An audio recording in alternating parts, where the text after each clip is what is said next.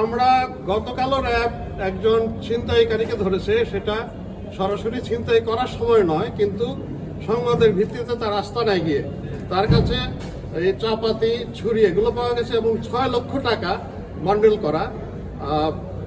এর নামটা মনে হয় টুন্ডাবাবু এরকম, আমি ঠিক ভুলে গেলাম। বাট ইন এনি কেস এই আমরা আনটিল উই ক্যান ইনভেস্টিগেট, আমরা ডেফিনেটিভ ওইভাবে বলাটা ঠিক হবে না, but we are in the job. Devil হান্টটাও আসলে সন্ত্রাস, যারা সন্ত্রাস করে সমাজ বিরোধী যারা, তাদের বিরুদ্ধেই আমরা শুরু করেছিলাম বেশ কয়েকদিন আগে।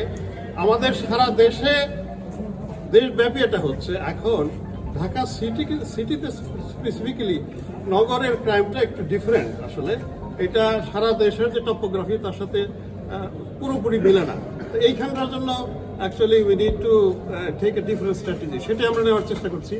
আমরা আপনাদের কোঅপারেশন চাই, মানে হোয়ারএভার দেয়ার ইজ আপনারা আমাদেরকে জানান। আমরা সোশ্যাল মিডিয়ার কাছ থেকেও পেজ পাচ্ছি, আমরা এদেরকে আমরা এই ইনপুটগুলো নিয়ে উই আর ট্রাইং। আমি সারা রাত রাজশাহীতে থেকেও I have been in touch with the police commissioner. আমার মনে হয় যে will be able to reduce the. যৌথ বাহিনীতে হয় কি, আর্মির একটা সাইজেবল কম্পোনেন্ট থাকে, কারণ পুলিশের কিন্তু এত বড় সাইজ না। আমাদের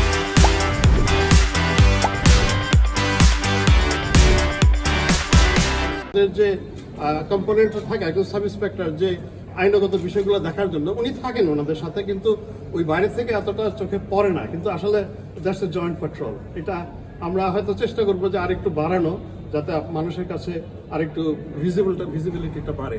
উইল ট্রাই। সবগুলোই সাপোজিশন, এগুলো these are different ways to look at it. এটাও তো হতে পারে, আই মিন একটা গোষ্ঠী চাচ্ছে না to make to build up যে আমরা বিল্ড আপ দিস হিউম্যান রাইটসের সমস্ত আসপেক্টগুলো আমরা মেনে চলবো। তার মানে আগে যে তাদের একটা আতঙ্ক ছিল, হয়তোবা তারা ওইরকম চেষ্টা করছে যে এখন তো আমাদেরকে অ্যাটলিস্ট তারা ধরে আদালতে চালান দিয়ে দিবে, কিন্তু এর চাইতে বেশি কিছু করবে না।